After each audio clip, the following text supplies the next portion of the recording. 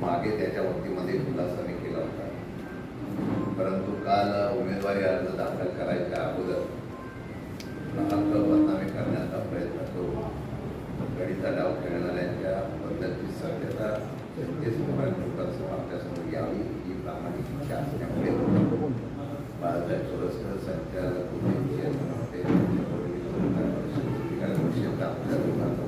केल्यामुळे त्यांनी आणि आम्ही ठरवलं की आपण सत्य लोकांना दोन विषय आपल्याला सांगतो। एक विषय असा आहे की लोकशाहीमध्ये जेव्हा निवडणूक होतात लोकशाहीमध्ये राजकारण आरोप प्रत्यारोप होणं हे आपण समजू शकतो। सध्याच्या काळामध्ये यामध्ये ज्या पद्धतीने आरोप आणि ज्या पद्धतीने यंत्रणेचा वापर करण्याचा दुर्दैवी प्रयत्न होतो, त्यामुळे विनाकारण राजकीय याच्यामध्ये एक विश्वासार्हता संख्या अशा प्रकारच्या इतर पाहायला दोन विषय या ठिकाणी आपल्या समोर आहेत। एक योगायोग म्हणावं का ठरवून झालेलं काम मला कळत नाही, परंतु पत्रकार परिषद झाली की माझा फॉर्म भरण्याच्या अगोदर एक दिवस झाला आणि ही एक दिवस अगोदर पत्रकार परिषद होत असताना काही सत्य गोष्टी लोकांच्या समोर यावं। आपल्याला कल्पना आहे मागच्या वेळेला सुद्धा अशा प्रकारचा एक प्रयत्न या ठिकाणी टॉयलेट उठायच्या संदर्भामध्ये केला होता, त्याची कागदपत्र सुद्धा आपल्याला देणार आहे, ज्यामध्ये माझा कुठल्याही प्रकारचा संबंध नव्हता।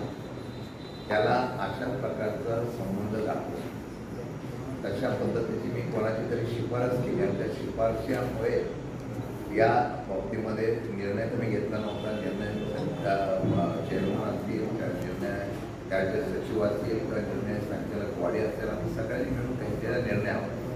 फक्त एक टीका करायची व राजकीय मत दूषित करायचा असा प्रयत्न झाला, तो सुद्धा अशा प्रकारची पत्रकार परिषद झाली, त्यावेळेला सुद्धा अशा प्रकारची वल्गना झाली। मी मला वाटतं ज्यांनी आरोप केले होते त्याच्या मला वाटतं मागे त्याच्या पत्नीचा आणि त्याचं स्वतःचं मी संभाषण सुद्धा ऐकून दिलं होतं। त्यांनी सांगितलं होतं की राजकारणामध्ये कुठल्या खिन पातळीवर राजकारण जातं अशा पद्धतीने आमचा उपयोग केला, किंबहुना मला आत्महत्या करायला कशी भाग पाडली या सर्व गोष्टीची चर्चा केली। योगायोगाने एखाद्या व्यक्तीचा द्वेष करणारी बरीच मंडळी एकत्र आली की षडयंत्र होतं। काल पण आमच्या सहकार्यांनी पण त्याच पद्धतीचा उल्लेख केला। काही गोष्टी खरं सांगणं गरजेचं आहे, कारण मी सुसंस्कृत राजकारण करण्याच्या मानसिकतेतला मी माणूस आहे। मी विरोधकावर सुद्धा अशा प्रकारचं कधी षडयंत्र करण्याचा प्रयत्न करत नाही। तसा करण्याचा प्रयत्न केला तर बरेच कागदपत्र मी तुम्हाला रोज देईल। असो ते त्यांच्या कर्माने म्हणतो। ज्या लोकांनी आरोप केले ते लोक काही महिन्यापूर्वी नाही तर काही वर्षापूर्वी एकत्र आले, त्यांना आम्ही सत्तेवर बसवलं, ज्यांना आम्ही त्या ठिकाणी योगदान दिलं, त्यांना व्यक्तिद्वेषपणा किंवा एखाद्या वेळा माणूस मोठा झाला कमी झाला त्यांना कदाचित द्वेष असेल किंवा असूया असेल, ही मंडळी आता एकत्र आलेली नाही। ती मंडळी पहिल्यापासून एकत्र आलेली आहे, जेणेकरून माझ्या राजकीय कारकिर्दीचा जर अडथळा दूर झाला तर त्यांची अगदी त्या ठिकाणी मार्ग सुकर होईल म्हणून काही मंडळी एकत्र आले। मी नावं सांगायची काय सांगत नाही, परंतु ज्यांनी आज आरोप केले त्या सर्व मंडळींनी एक षडयंत्र केलं होतं, ते पहिल्या वेळा केलं होतं। त्यात मी प्रथमतः प्रामाणिकपणाने पत्रकारांच्या समोर आणि जनतेच्या समोर सांगतो। ह्या लोकांच्या ज्या बैठका झाल्या त्याच्या कॉलर आय डी माझ्याकडे आहे, त्याचे पुरावे माझ्याकडे आहेत, कोणाला संभाषण केलं, कशा पद्धतीने शिफारस केल्या, कोण त्या ठिकाणी या बाबतीमध्ये कारवाई करण्यासाठी एकत्रित मंत्रालयात गेले, याचे सुद्धा पुरावे माझ्याकडे आहे। हे करण्याचं कसं असतं की एखाद्याला जाणीव मी एखादं नाव घेत नाही कारण त्यांच्याकडून काही अपेक्षा नाही, पण काही लोकांनी काल जो उल्लेख केला गेला माझा त्या बाबतीमध्ये मला खंत वाटली की खुर्ची बसवणारे पण आम्हीच होतो, त्यावेळेला आम्ही कधी अपेक्षा केली नाही। ठीक आहे, राजकारणामध्ये पक्षाला महत्त्व देऊन आम्ही विरोधात भूमिका केली, त्यांनी उद्या प्रचाराच्या माझ्या विरोधात भूमिका घेतली, मला काय त्याची फरक पडत नाही। परंतु ते करताना आम्ही काही पत्ते आणि तत्व पाळले गेले। आम्ही जर थोडं उघडली तर बरंच त्या बाहेर येईल, कारण आमची ती संस्कृती नाही। असो पण तरीसुद्धा मी सांगतो हे त्रिकूट जे जमलेलं आहे हे आता ह्या प्रकरणात नाही त्याच्या अगोदरपासून करतात, जेणेकरून कशा पद्धतीने करताना हे सगळेजण आपल्या अधिकाराचा वापर करून त्याचा प्रयत्न करतात। आणि मग तो प्रयत्न करताना आपण बघितलं तर मागे या संदर्भात माझी कारवाई झाली म्हणून अख्ख्या माथाडी कामगारांमध्ये संतापाचं वातावरण आल्यानंतर त्यांनी दिलेलं प्रेसला नोटसुद्धा आणि प्रेसमध्ये जे त्यांनी संभाषण केले ते पाहिजे. एका बाजूला तुम्ही सांगता की ते दोषी नाहीत, काही नाही, दुसऱ्या बाजूला परत सांगता की अशा प्रकारचा दोष होतो. असू दे, शेवटी माथाडी कामगार हा निर्णय घेत असतो. माथाडी कामगार माझ्या मागं आहे हे मला 100% खात्री आहे. आणि माथाडी कामगारांना चांगलं कोण, वाईट कोण संघटना, कोण काय, कशा पद्धतीने आहे हे सर्व कल्पना आहे. तरीसुद्धा ते माझे भाऊ आहेत आणि राजकारणामध्ये त्यांनी कोणाच्या बरोबर काम करावं त्याचा प्रश्न आहे. कदाचित उदयनराजेंच्यावर मी काम त्यावेळेला केलं होतं पक्ष म्हणून. जे उदयनराजे त्यांचे उमेदवार होते, आता तेच उमेदवार असताना प्रचार करणाऱ्यांच्या विरोधात त्यांच्या विरोधात उभे राहिले, त्याचा प्रचार त्याचा हत्याचा प्रश्न आहे. म्हणून मी त्यांच्याकडे लक्ष देणार नाही. आज उद्या ते आम्ही कधी विचारातून एकत्र येतील, त्यांना वाटलं तर ते माझ्यावर त्या पद्धतीने भावना व्यक्त करतील असो, मी त्यावर जास्त बोलणार नाही. पण हे सत्य एवढ्यासाठी आहे पुढे की एकदा दोनदा नव्हे तर तीनदा चारदा झालेलं आहे. मी पोलीस स्टेशन असेल, प्रशासकीय यंत्रणेवर प्रचंड प्रमाणात दबाव आणण्याचा प्रयत्न करून मागे सुद्धा असा गुन्हा दाखल करण्याचा प्रयत्न केला. हायकोर्टाने मला काही लोकांनी विचारलं की तुम्ही मग तामिळवर का बाहेर आहे. असं आहे, जर त्या ठिकाणी खोटे आरोप करून अधिकाराचा वापर करून जर आपण त्या ठिकाणी गुन्हे दाखल करण्याचा प्रयत्न करत असतील तर लोकशाहीतून त्या ठिकाणच्या यंत्रणेकडून जर न्याय मिळत असेल तर आपल्याला न्याय देवतेचा दरवाजा ठोठावा लागतो. आणि म्हणून त्यावेळेला ज्या पद्धतीने गुन्हे दाखल केले होते ज्याच्यामध्ये ते गुन्हे दाखल होऊ शकत नसताना सुद्धा कलमजी टाकली होती, ते षडयंत्राचा भाग होता. तो षडयंत्राचा भाग मला उधळून लावायचा होता, पण मी न्यायदेवतेचा दरवाजा ठोठवला. न्यायदेवतेचा दरवाजा एवढ्यासाठी ठोठवला, मला अभिमान आहे की त्यावेळेला न्यायदेवतेने लगेच बघितल्या ती केस फेकून दिली आणि सांगितलं की यांना जामीन मंजूर करा. मी जामीन घेतला नसता तर कदाचित यांचं स्वप्न होतं की लोकशाहीमध्ये निदान विरोधक 6 महिने हा आत राहावा जेणेकरून माझा रस्ता साफ होईल. लोक फार सोपी आहेत, एवढी सोपी नसतात. मी आवाज दाबण्याचा प्रयत्न केला तरी त्याचा कधीतरी स्फोट होतो आणि त्याचा उद्रेक जेव्हा होतो तेव्हा या अशा घमेंडखोर लोकांना असं लाभ लागत नाही. म्हणून मी त्याला जामीन घेतला होता आणि आज उदर माताने बाहेर पडली. कोर्टामध्ये केस काय निकाल लागेल याची मला पूर्ण खात्री आहे. राहिला आता परवाचा त्यांचा कालचा आरोप होता. आज जी पुराव्यासकट आपल्यासमोर आलेली आहे, त्यांनी जे आरोप केलेले आहेत की शेतकऱ्यांसाठी गाळा वाटप करत असताना तो शेतकऱ्यांच्या असताना यांनी त्यांच्या हितसंबंध त्यांनी पुरावे द्यावे की कुठल्या हितसंबंधाने कुठल्या लोकांच्याकडं कोणाला आम्ही गाळे विकले, ते गाळे आम्ही विकलेलं नाही. ज्यावेळेला मुंबई कृषी बाजार समिती त्या ठिकाणी स्थलांतरित करण्याचा विषय मुंबईमध्ये आला, वाहतूक कोंडीचा विषय आला, तर तिथे असणारे जे व्यापारी आहेत, जे व्यापार उद्योग सध्या त्या ठिकाणी करत होते त्या मुंबईच्या लोकांच्या व्यापाऱ्यांचीच नावं दाऊद कमिटी नेमली होती, त्यांना कल्पना नसेल. पण या सर्व निकषावर, या सर्व गोष्टीवर शासनाची धोरणं, कोर्टाची धोरणं ग्राह्य धरून त्यांनी त्या पद्धतीने जे लोक तिथं व्यवसाय करतात प्रत्येक 5 मार्केटमध्ये त्या व्यवसायाची लोक तिथं न्यायची अशा प्रकारचा निर्णय झाला. त्यांनाच वाटप आम्ही नसताना 1990 साली त्या ठिकाणी वाटप सिडको, बाजार समिती आणि व्यापारी यांच्याशी करार होऊन झालेला आहे. कुठल्याही प्रकारचा चुकीचा अशा प्रकारचं वाटप झालं नाही हे मी स्पष्ट करतो. त्यांनी सांगितलं की हे गाळे आम्ही वाटले. धंदा किती खोटं बोलावं त्याला प्रमाण असतं. शेतकऱ्यांच्या संदर्भामध्ये अशा पद्धतीने निर्णय घेतला तर त्यांनी सांगला तो पहिला चुकीचा आहे. गायला दुसरा 4,000 कोटीचा घोटाळा होत असताना ते 5 लाखाला 3 लाखाला सिडकोचं पत्र आहे की त्यांच्याकडं किती आकारणी करून सिडकोने पैसे भरून घेतलेले आहेत. कोणत्याही संचालक बाजार समितीने पैसे भरलेले नव्हते. 1990 साली जेव्हा आम्ही नव्हतो त्यावेळेला सिडकोने जो रेट फायनल केला होता तो रेट त्या प्रमाणात सिडकोने त्यांना दिला होता. ते आकारणी सिडकोकडे भरली गेली. आता ती भरल्यानंतर त्यांना कुठून रेट मिळाला मला माहिती नाही. दुसरा आरोप जो आहे तो FSI घोटाळ्याच्या संदर्भात. FSIच्या बाबतीमध्ये नियम तुम्हाला सांगतो काय, गेल्या अनेक वर्षापासून तो FSI शिल्लक होता. मार्केट कमिटीमध्ये तुम्ही उद्याही जाऊन बघा, जेव्हा FSI शिल्लक आहे त्या मार्केटच्या वरती त्याच व्यापाऱ्यांनी गाळ्यावरती त्याच्या बांधकाम करावं अशा प्रकारचा निर्णय आणि मागणी झाली. तो FSI दुसऱ्या कोणालाही विकता येत नाही, तो FSI कोणालाही वाटप करता येत नाही. तो ज्या मालकाचा FSI शिल्लक आहे त्याच मालकाला तो FSI द्यावा अशा प्रकारची मागणी आल्यानंतर रिसर मी बोलतो, रिसर सिडको, रिसर महानगरपालिका, रिसर पणन, रिसर मंत्रालयातले मंत्री त्या काळातले, त्यामुळे राधाकृष्ण विखे पाटील साहेब होते, त्यावेळेला हर्षवर्धन पाटील साहेब होते, अनेक मंडळी होते. या सगळ्यांची रिसर नियमानुसार त्यांनी परवानगी दिल्यानंतर तो आम्ही अशा पद्धतीची आकारणी करण्याचा निर्णय घेतला. आता ते निर्णय घेत असताना या ठिकाणी एका अधिकाऱ्याने त्याच्या बाबतीत हरकत घेतली. पहिल्या प्रथम संचालकांनी 2014 साली अशा प्रकारची परतफेड चौकशी करावी म्हणून मागणी आम्ही केली आणि त्याच्यामध्ये मग या चौकशीतून तुम्ही निर्णय जो द्याल त्याची अंमलबजावणी आम्ही अशा प्रकारची करू, अशा प्रकारची प्रथमता मागणी आम्ही केली आणि त्याचे कागदपत्र मी तुम्हाला देतो.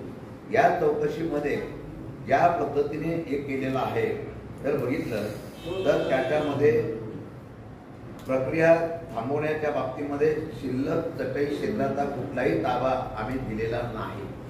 अजूनही ताबा आमच्या बाजार समितीकडेच आहे. जर माझा FSI वाटप केला नसेल तर तुम्ही आमच्यावर आरोप कसे करताय?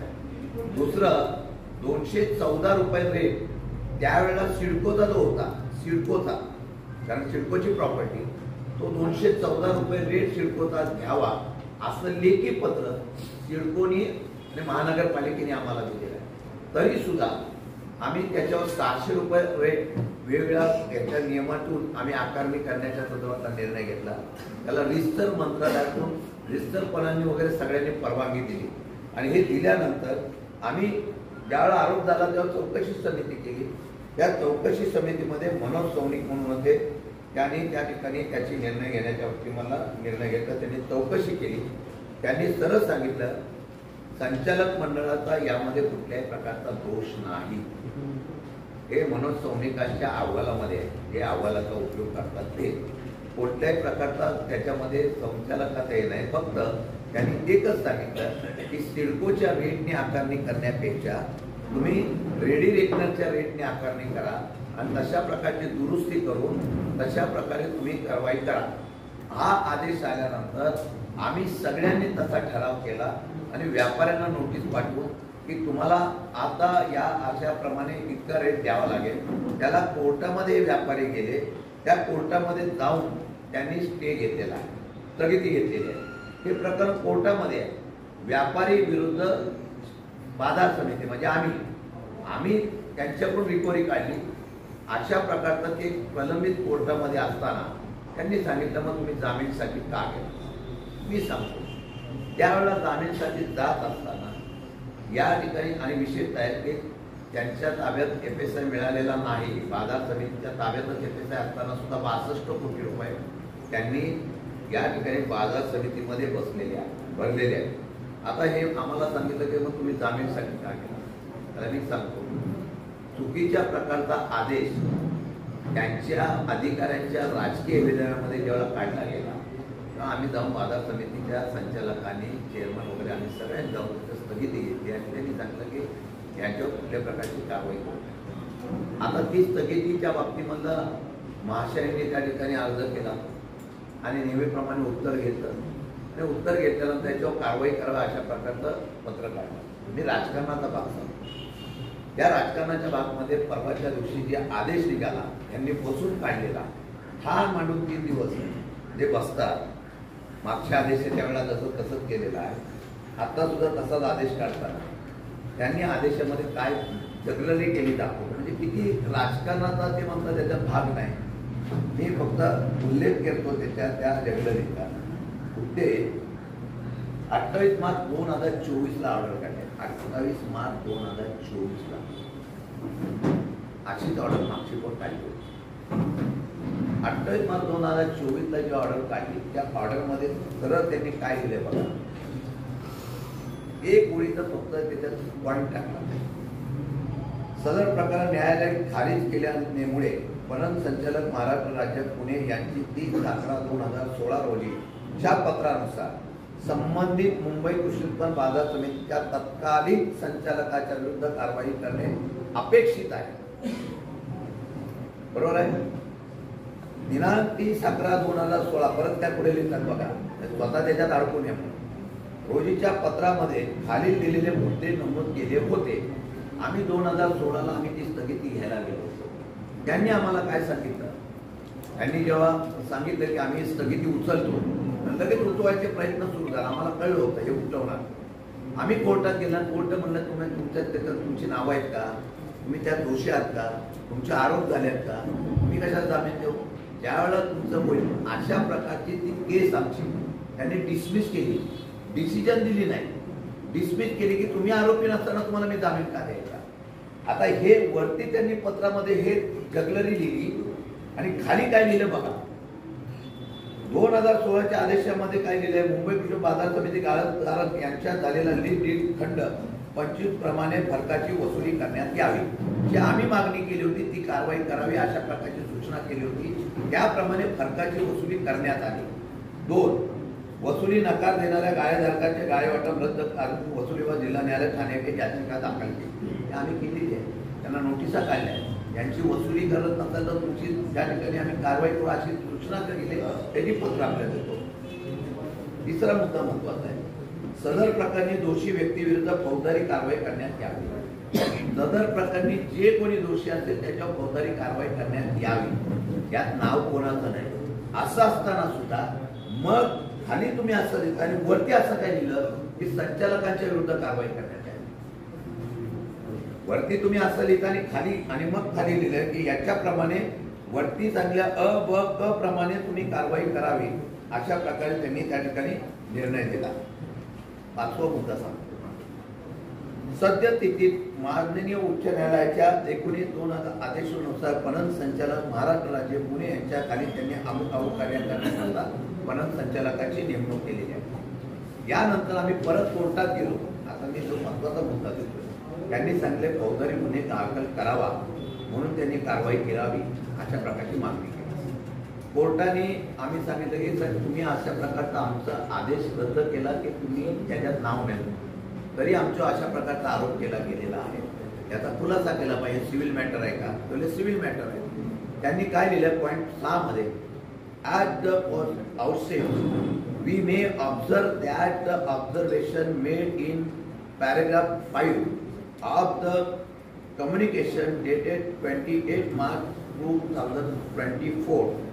The direction were issued by this court in each order dated 19 March 2024, passed in the earlier right petition to take action is not correct reading. हे परत सांगतो. कोर्टाने सांगितलं की मी दिलेल्या 19 तारखेच्या आदेशाचं तुम्ही स्पेसिफिक रीडिंग करेक्ट करत नाही. It was merely stated that in case any action is taken against the petitioner there reminding are keep open. त्यांनी सांगितलं तुम्हाला हे करायच्या बाबतीमध्ये ओपन आहे, पण आम्ही सांगितल्याप्रमाणे तुम्ही जे कारवाई करण्याच्या संदर्भातल्या सूचना केलेल्या आहेत त्या चुकीच्या आहेत. तशा पद्धतीचे आम्ही कुठे संकेत तुम्हाला दिलेला नाही. हे हायकोर्ट म्हणतंय. शेवटी हायकोर्टाने सांगितल्यानंतर सुद्धा अधिकार कसा वापरायचा कसा नाही वापरायचा हा त्यांचा प्रश्न आहे. आता एक आहे, या सर्व गोष्टीचे पुरावे मी सगळ्या पत्रकारांना कॉप्या तुम्हाला मी सबमिट करतो. हे घेतल्यानंतर याच्यामध्ये बाजार समितीचे आमचे ठराव, बाजार समितीचा आदेश, बाजार समितीच्या या काही या संदर्भामध्ये जे काही नोटिफिकेशन झालं त्याने कोर्टाचे आदेश हे सगळे तुम्हाला मी सबमिट करतो. माझं सांगण्याचा योग्य आहे उद्या त्यांनी काय करावं, सत्तेचा उपयोग करून काय करावं हा त्यांचा लुकआउट आहे. मी काय घाबरण्यामधला माणूस. लढाईला जेव्हा आपण उभं राहतो तेव्हा परिणामाचा विचार करण्याच्या भूमिका करूनच आपण लढत असतो. माझं आजही आव्हान आहे की असं हे लढीचे खोटे आरोप प्रत्यारोप करण्याच्या भानगडीत पडण्यापेक्षा आपण जनतेच्या मैदानात जाऊन न्यायालयाच्या मैदानात जाऊ आणि तशा पद्धतीने तुम्ही कारवाई करण्याच्या संदर्भातली भूमिका आधी आहे न्यायालयीन होऊन द्या. परंतु लोकांना गैरसमज करून द्यायचा. आजही माझं म्हणणं आहे जर 4,000 कोटीचा भ्रष्टाचार सिद्ध झाला तर माझ्या आयुष्याच्या राजकारणातली सगळी मी निवृत्ती घेऊन टाकले. सगळ्या गोष्टी तुम्ही निवृत्ती घेऊन टाकले. तर 25-30 वर्ष एखादा माणूस राजकारणामध्ये खडतर प्रयत्न करून तुमच्यासारखा बाकीचे सगळे यंत्रणा वापरून आलेला नाहीये. 25-30 वर्ष मी साधा कार्यकर्त्यापासून इथपर मी पोहोचलेलो आहे. अख्ख्या सातारा जिल्ह्याने बघितलेला आहे. कुठेही मला अशा प्रकारचा आरोप करण्याची कधी कोणाला संधी मिळाली नाही. जर का एखाद्याचा 25-30 वर्षाचा राजकीय कारकिर्दी कपट कारस्थाने संपवण्याचा प्रयत्न करू नये. आणि म्हणून माझं म्हणणं आहे की निवडणूक होईपर्यंत थांबूया ना. लोकसभेच्या निवडणुकीमध्ये काय निकाल होईल तो निकाल जनतेने घेऊन द्या. आणि त्यामध्ये निकाल घेतल्यानंतर तुम्हाला काय कायदेशीर करा, मला फासा चढवायचा तर फासा चढवण्यासाठी तुम्ही षडयंत्र करा, माझी तयारी आहे. परंतु एखादा उमेदवाराला लोकांची असलेली सहानुभूती आणि पाठबळ मिळते म्हटल्यानंतर ते पाठबळ कमी करण्याच्या संदर्भामध्ये मग त्याला आतच टाकावं अशा प्रकारचा प्रयत्न करणं हा रडीचा डाव आहे. म्हणून तुम्ही तुमची आपली, कारण त्याचा परिणाम तुम्हाला भविष्यामध्ये सुद्धा भोगावा लागेल. परंतु यामध्ये लोक फार जागरूक आहे. माझं आज तुमच्या माध्यमातून आव्हान आहे, लोकसभेची निवडणूक होईपर्यंत तुम्ही कारवाई करण्याचा धाडस करू नका. किंवा कारवाई करायच्या बाबतीत दिलदारपणाने कारवाई करण्याच्या बाबतीमध्ये तुम्ही पुढाकार घेऊ नका, दबाव आणू नका. मी घाबरत्याचं नाही, फक्त मला जनतेमध्ये प्रचार करण्याच्या संदर्भातील भूमिका ही तुम्हाला घाबरवते. म्हणून काल मिळालेला प्रतिसाद सुद्धा लोकांचा फार उदंड होता. फार मनापासून लोक होती. लोक पर्याय शोधायला लागली होती. आणि तो पर्याय शशिकांत शिंदेचा निश्चितपणाने त्यांना ॲक्सेप्ट झालेला आहे. एक अभ्यासू आमदार म्हणून या जिल्ह्याच्या सामान्य लोकांची असलेल्या प्रश्न कुठलाही असोटी करण्याचा प्रयत्न करणार असेल, पक्षाची भूमिका प्रामाणिकपणाने निष्ठावंत म्हणून तुटलेलो गद्दार, खोके, पैसे घेऊन न जाणारा कार्यकर्ता म्हणून आज लोकांची सहानुभूती दुसऱ्या जिल्ह्यात नाही महाराष्ट्रामध्ये आहे. आणि तशाच पद्धतीने ही भूमिका राबवत असताना मी प्रामाणिक सांगतो, जनता दरबार असेल, लोक गरीब आहेत, त्यांनी काम करणं हे माझं कर्तव्य आहे. आजही मी सांगतो, मार्केटमधला व्यापारी घटक असेल, आपण इथून जावं आणि व्यापाऱ्यांपासून सगळ्यांना कोणाला विचारायचं. एक माणूस जरी मला बोला की ते ठराविक जे आहे चौकडी, त्यांच्या अजून एक वकील आहे, की 3-4 लोकांची जी चौकडी आहे ती जर ब्लॅकमेल ते पण पुरावे मला भविष्यात देईल. तर आता काय की फक्त लोकांच्या जवळ सत्य जावं एवढीच माझी विनंती होती. आणि सगळेजण सत्याच्या माध्यमातून उभं राहावा. माझं आजही म्हणणं आहे, लोकसभेची निवडणूक होईपर्यंत आपण मला जनतेच्या न्यायालयामध्ये न्याय मागण्याच्या संदर्भात संधी द्या. आणि त्यात काय निर्णय व्हायचा होऊ द्या. पण लोकांमध्ये मी विकास कामं करण्याचा विजन करणारा खासदार म्हणून मी जातोय. मी वैयक्तिक कोणाही आरोप करत नाही, करण्याचा प्रयत्न केला नाही. पण ज्यावेळेला 2-3 दिवसापासून ज्याप्रमाणे एक बोलल्यानंतर दुसरा बोलल्यानंतर तिसरा ही रणनीती बघितल्यानंतर लोकांच्या नाव सत्यता जावी एवढ्यासाठी पत्रकार परिषद घेतली होती. आपल्या सर्वांना मी पुरावे देणार आहे, ते वाचावे. त्या ठिकाणी निश्चितपणाने आपल्याला सत्य कळेल हे सांगण्यासाठी आज बैठक. खोटे आरोप केले.